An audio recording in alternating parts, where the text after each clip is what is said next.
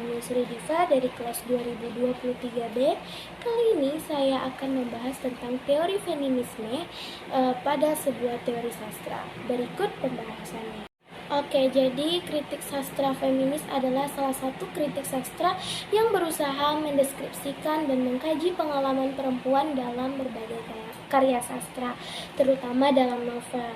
Umumnya, pengkajian karya sastra ini menggunakan sudut pandang pemikiran feminis. Jadi secara umum, kritik sastra feminis ini menurut Setiono tahun 2005 berorientasi pada 3 hal. Yang pertama yaitu mengkaji karya sastrawan perempuan dan meletakkan kedudukannya setara dengan sastrawan laki-laki. Kemudian yang kedua yaitu menampilkan, menunjukkan, mempresentasikan citra perempuan sebagai makhluk dengan berbagai cara ditekan oleh tradisi patriarki yang dominan. Yang ketiga yaitu menekankan persepsi yang didasarkan pada pengalaman perempuan. Muara dan kritik sastra feminis ini yaitu memposisikan perempuan sebagai makhluk yang setara dengan laki-laki. Adapun hubungan feminisme dengan sastra ialah teori feminis ini bisa digunakan sebagai alat untuk mengkaji karya sastra, baik karya feminis ataupun tidak. Nah, karya sastra ini sebagai sarana untuk menyampaikan kritik gender. Nah, menurut Endra Swara pada tahun 2003 dia mengungkapkan bahwa dalam menganalisis karya sastra dalam kajian feminisme yang difokuskan itu adalah yang pertama, kedudukan dan peran tokoh perempuan dalam sastra. Kemudian yang kedua adalah ketertinggalan kaum perempuan dalam segala aspek kehidupan, termasuk pendidikan dan aktivitas kemasyarakatan. Baik, kali ini saya akan membahas cerpen Rambutnya Juminten karya Ratna Indaswari Ibrahim. Jadi cerpen Rambutnya Juminten karya Ratna Indaswari Ibrahim ini sungguh luar biasa. Pasalnya cerpen ini mengangkat permasalahan umum dalam masyarakat yang dengan tidak sengaja kita anggap biasa dan memang seharusnya. Namun apabila dilihat dari sisi lain, hal ini adalah sebuah fenomena yang didasari oleh kultur dan agama pada masyarakat tertentu. Dalam novel ini, Ratna menceritakan bagaimana seorang istri yang tidak punya pilihan selain menuruti keinginan suaminya, sekalipun dia tidak menyukainya. Sebenarnya topik yang diangkat ini sangatlah sederhana. Namun apabila dianalisis, permasalahan ini termasuk gejala feminisme.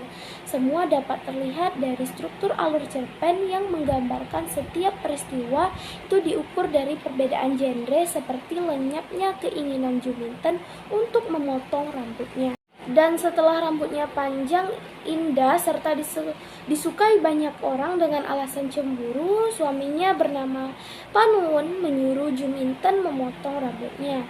Hal ini cukup membuktikan bahwa cerpen Rambut Juminten ini mengusung perbedaan gender yang masih dianut masyarakat sampai saat ini. Sementara itu, semua perempuan di desa ini memotong rambutnya semodel Marni.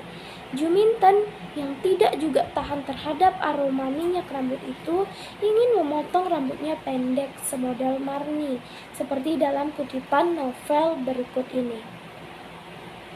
Saya tidak akan mengizinkan kamu memotong rambut semodel Marni. Sebagai suami, saya kan tahu model yang pantas untuk istriku. Ten, kau kan dandan untukku. Suatu kali Panuwun berkata, Ten, ada yang bilang setiap kamu mencuci di pancuran, Nardi pasti mengajakmu ngomong, iya kan? Jadi mulai sekarang kamu tidak perlu mencuci di pancuran. Dan kalau tidak ada saya di rumah, kamu jangan keluyuran. Panuwun terdiam. Kemudian dia melihat Juminten lekat-lekat. Saya tadi juga ketemu Pak RT dan beliau menanyakan mengapa sudah 2 kali kamu tidak ikut latihan kasti. Begini saja Ten, ini semua gara-gara rambutmu yang panjang. Sekarang kau ke salon Mbak Titik, potong rambutmu sependek mungkin. Nah, jadi gejala-gejala feminis dalam cerpen Rambutnya Juminten diantaranya berupa yang pertama yaitu perbedaan gender yang mendominasi peran suami dalam rumah tangga yang berupa penindasan terhadap perempuan. Yang kedua, pandangan masyarakat yang menitik beratkan perempuan yang mengakibatkan ketidakstabilan gender. Dan yang ketiga yaitu pandangan laki-laki terhadap feminisme.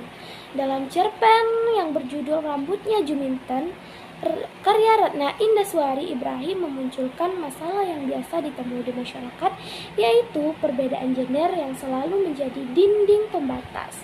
Perbedaan gender tersebut lebih cenderung mengekang kebebasan perempuan. Nah, jadi sekian pembahasan dari saya mengenai teori feminisme dalam karya sastra. Lebih dan kurang saya mohon maaf. Saya sudahi dengan wassalamualaikum warahmatullahi wabarakatuh.